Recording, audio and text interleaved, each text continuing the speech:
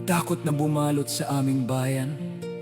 Sa bawat bitak ng semento, may mga luhang pumapatak mula sa aming mga mata. Marami ang nawala ng buhay, maraming gusali ang nawasak. Mga kalsada namin ay nasira, wala na kaming pagkain, wala na kaming malinis na tubig. Napakadilim ng gabi dahil wala ng kuryente. Hindi rin kami basta makapunta sa bayan dahil sira ang mga kalsada at hindi madaanan. Sana kami ay inyong mapansin at matulungan. Marami ng tiyan ang sumisigaw sa gutom at uhaw. Wala kaming masilungan dahil sira na ang aming mga tahanan. Napapalibutan pa kami ng landslide, pero hindi kami susuko. Diyos ang aming lakas.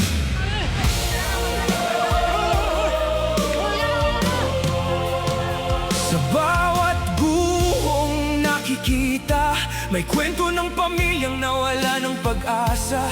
Mga pangarap na natabunan ng lupa, mga tahanang naging alaala na lamang. Mga batang umiyak sa gitna ng dilim, hinahanap ang yakap ng kanilang pamilya.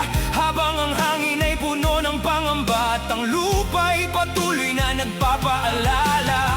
Ngunit sa gitna ng unos at luha, may liwanag pa ring dala.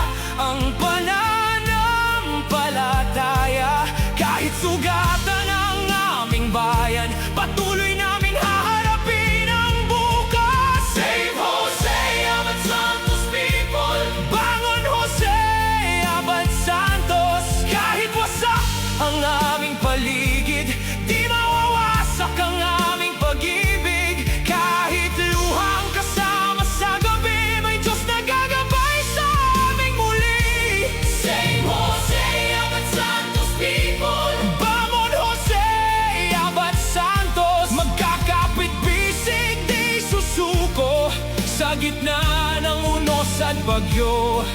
Diyos ang aming sandigan, siya ang aming kalakasan. Maraming buhay ang nawala, maraming pamilya ang nagluluksa. Mga paaralan at gusaling bumagsak, mga kalsadang hindi na madaanan. May pangamba sa bawat aftershock, may babala pa ng dambuhalang alon. Ngunit sama-sama kaming nananalangin na kami kanyang iingatan. Kapag tila wala ng matakbuhan, kapag pagod na ang aming katawan, sa bawat dasal naming binibigas, umaasa kaming may makaririnig.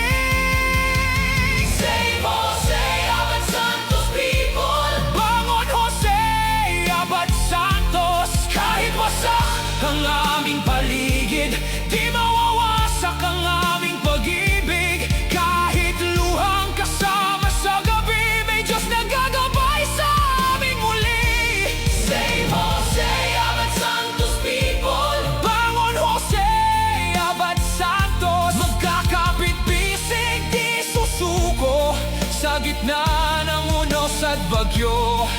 Diyos ang aming sandigan, siya ang aming kalakasan.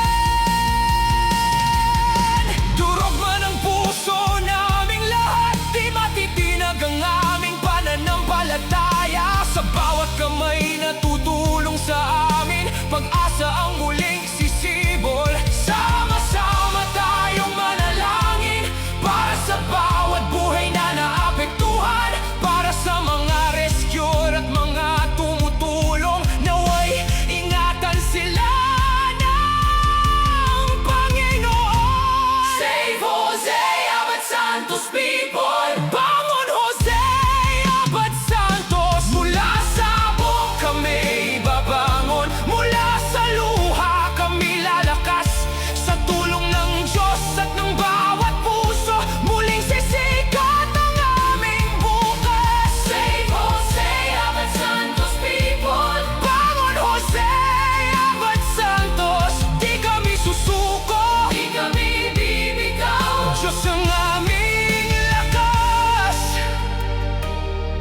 at siyang aming